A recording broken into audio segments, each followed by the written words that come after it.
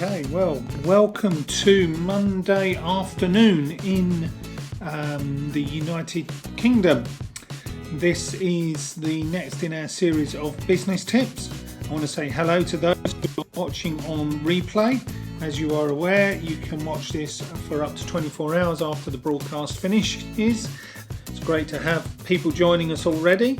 I just want to say that if you have any questions or comments as we go through the broadcast, please put them up on the screen. I'll endeavour to write them down and answer them a little bit later on. Hi there to Air UK Limited. Hello again. Thank you for joining us. You do a great work. And to Cora, I think it is, or Corea72 has joined us, and there's a number of others who have too. Jay Sink is back as well. Great, I remember you from Friday. You came up with some good tips, I think, Jay. Two parts to this business tip. We're going to cover the why, and then we're going to cover the how as well. Today's business tip is let your whole team know where you are headed. Here's the whys. 4 reasons I've identified. You can add your own.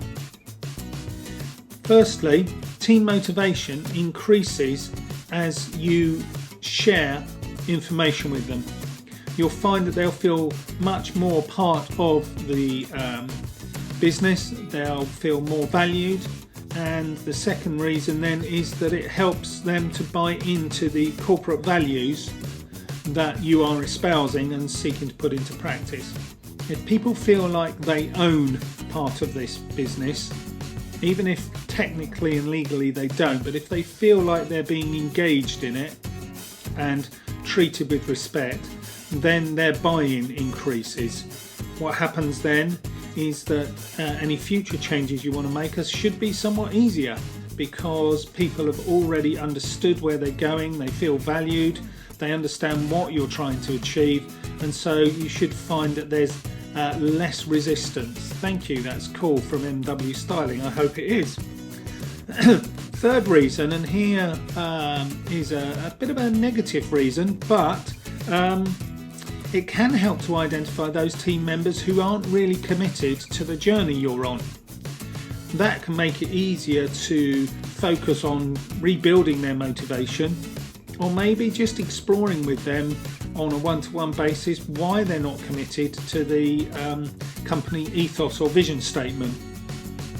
It can also help to understand why they don't really want the business to achieve what it is that you want to achieve, and it can help you prepare pretty much for their almost inevitable departure.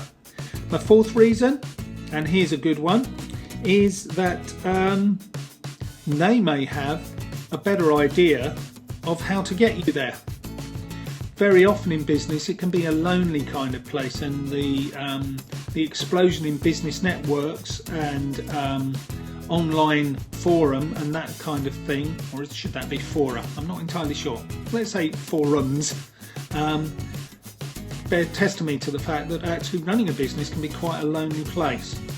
If you get your team members involved, and you can do this to a greater extent the more that the longer they've worked with you and the more that you trust them, but if you can do that to a greater extent, then you'll find that they will share in the enthusiasm for the business, the company, the firm that you're seeking to build, and they may well have better ideas of how to achieve these things.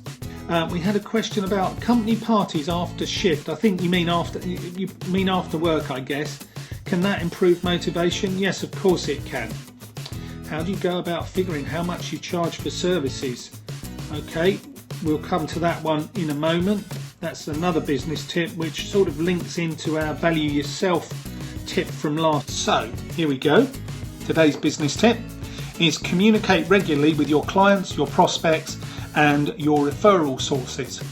Now that takes time and it takes effort, so we're going to explain why here are a few good reasons why you would